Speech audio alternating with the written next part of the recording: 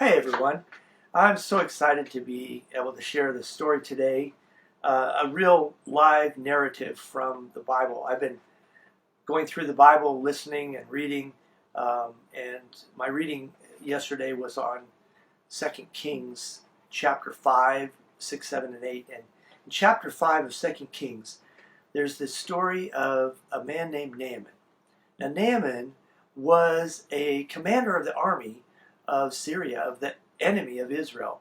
As a matter of fact, he was in charge of raiding parties that were going in and taking captives from Samaria and Israel.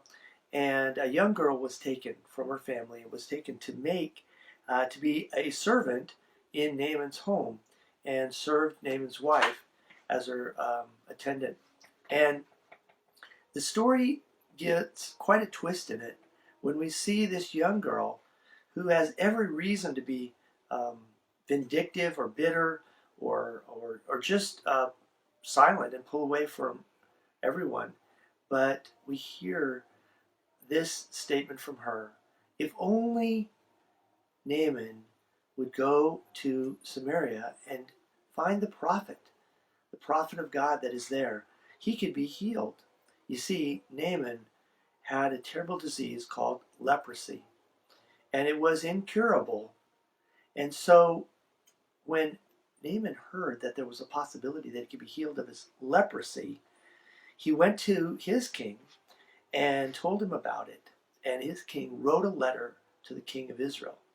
Now, when the king of Israel got this letter from an enemy king who had been attacking them, he was sure that it was some kind of trick, that he was trying to pick a fight with them and escalate the war. And so the king of Israel was just at wit's end and just tearing his clothes and terribly upset. And one of his attendants said, well, there is a prophet, Elisha, who he could go and see. And so they sent Naaman to go see Elisha. And when he got there, Naaman was a very strong and powerful man, a great warrior, has servants with him, and he came to the home of Elisha, and Elisha sent out his servant to tell him, if you want to be healed from your leprosy, just go into the Jordan River, dip into it 7 times, and you will be cleansed, or your leprosy will be gone. Well, when Naaman heard that, he went away angry because he didn't want to do that. He thought, why should I go into their old river? We have beautiful rivers back home where I'm from.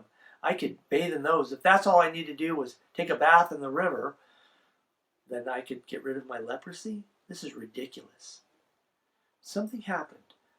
His servants that were with him came to him, and they addressed him with respect and with gentleness, and they called him Father.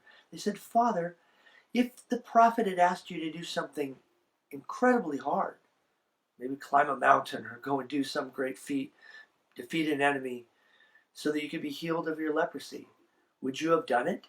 Well, of course I would. But all he said was to go into the Jordan River and to dip into it 7 times. So why don't you try? And so he listened to them, and he went into the Jordan River. He dipped down into the river 1 time, came up out of the water, no difference at all. 2 times, 3, 4, 5, 6, and finally he went in the 7th time.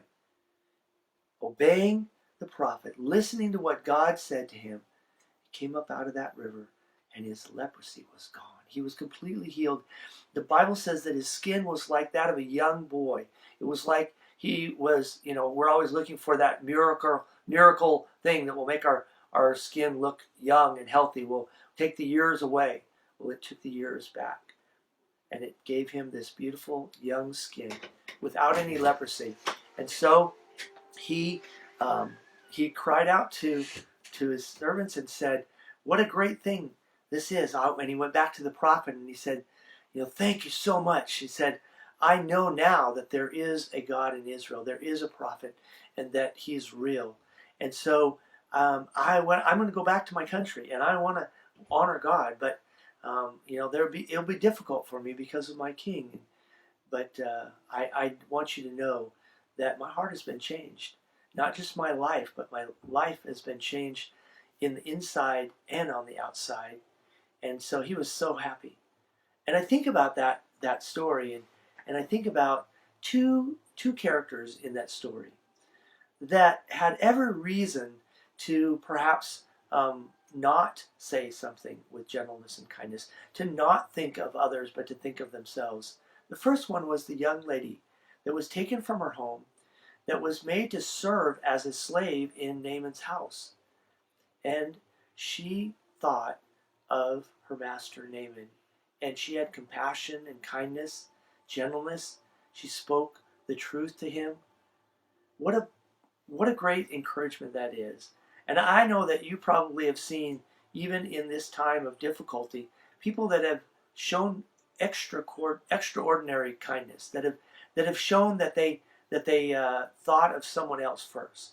And then I think of the servants that worked for Naaman, and how they came to him, and they spoke to him, and they called him father, and they spoke with reverence, with kindness, and with gentleness, and they thought of him. They wanted him to be healed. They wanted him to be able to be rid of his leprosy, and so they pleaded with him, and they appealed to him to listen to the prophet, to listen to God. And I think that those that would call us to listen to God, to trust God, to obey him, and to seek his face in the times of difficulty are such a blessing to us. And so may we be those kind of blessings to others, thinking of others first, speaking with kindness and gentleness, looking for what we can do to be a blessing to others.